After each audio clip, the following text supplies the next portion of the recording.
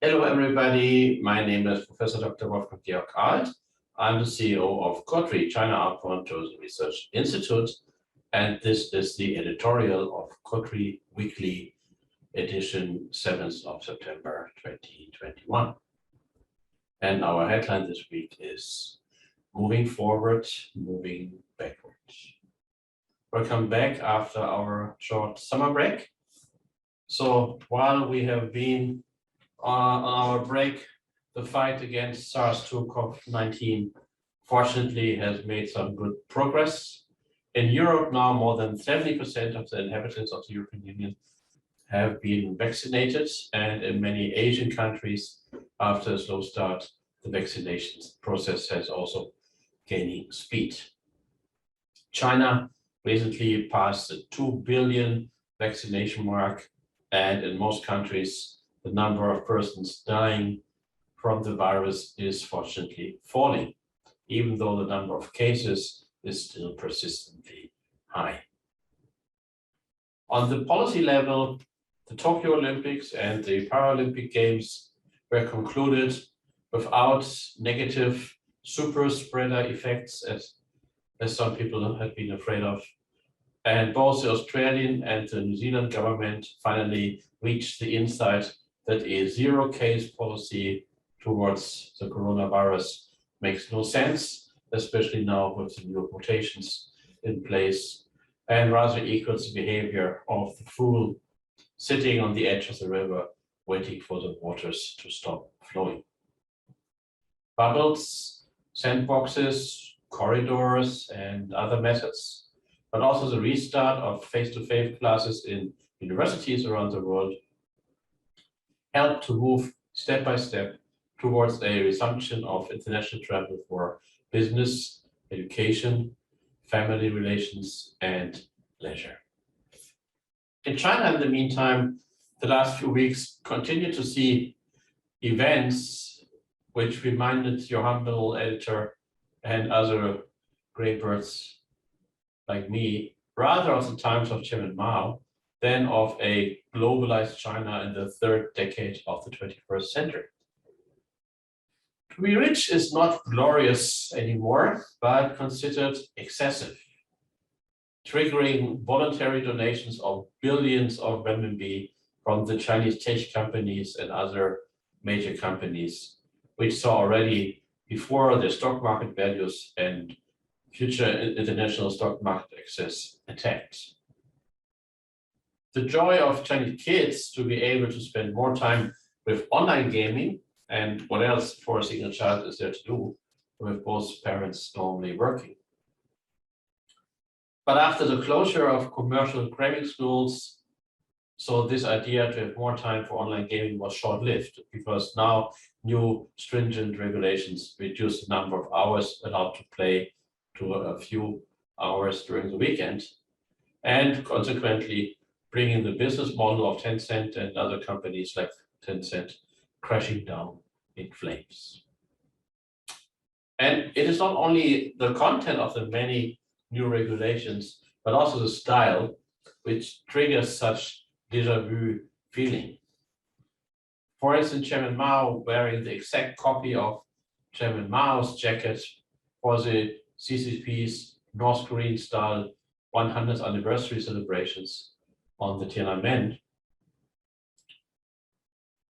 Oh, sorry, I have to do this one again. Sorry.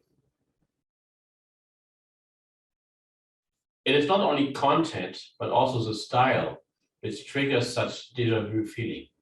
Chairman Xi wearing the exact copy of Chairman Mao's jacket for the Chinese Communist Party's North Korean style 100th anniversary celebrations on the Tiananmen Square.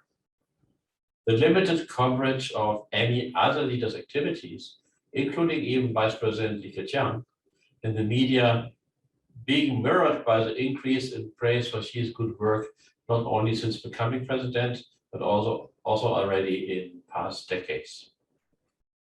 And for instance, the establishment of a new stock exchange in Beijing, which was announced by Xi Jinping, was not something which was announced as Xi Jinping agreeing to proposals by the relevant experts to do so, but it was his proposal which was then enthusiastically welcomed by the Chinese bankers.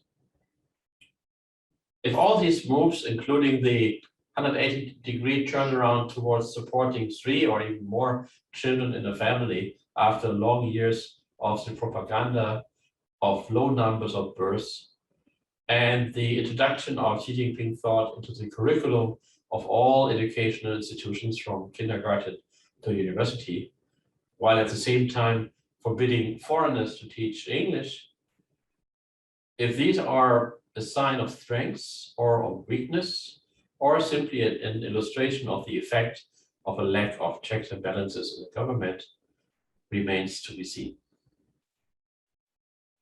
Allowing international travel has been a safety valve to let off some of the pressure in the Chinese society before. As the attacks on tech companies and their stock value, on the ambitions of parents to prepare their child in the best possible way for a career in an international university, and the attacks on urban lifestyle from the hippie-style lying flats to the metrosexual men using makeup and being considered as too feminine. All of these activities are hurting mostly the same top 10% of the society, those people carrying a passport and also being involved or having been involved in the past in international travel. It may well be that the opening of the borders will again be used soon as a way to placate the in-crowds. An article by a famous journalist published in the China Daily last week, which without any apparent connection to a newsworthy event, praised the fact that since 40 years, Chinese had the opportunity to travel abroad, can be interpreted as another sign for a change the global tourism industry is eagerly waiting for: the resurrection of the Chinese outbound traveler. So as always, all best wishes from me and the entire COTRI Weekly team. And allow me to mention that even though the COTRI Weekly was on holidays in August, COTRI Talks, our podcast series, continued to produce more episodes for your listening pleasure. Please check them out either on Spotify or on podbean.com to see and listen to the interviews and panel discussions with leading experts. Thank you very much.